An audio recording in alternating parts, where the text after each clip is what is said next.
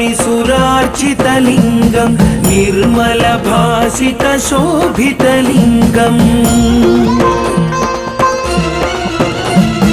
जन्मज दुःखविनाशकलिङ्गं तत्प्रणमामि सदा शिवलिङ्गं देवमुनिप्रवरार्चितलिङ्गं कामदहनकरुणाकरलिङ्गं रावणदर्पविनाशनलिङ्गं तत्प्रणमामि सदा शिवलिङ्गम्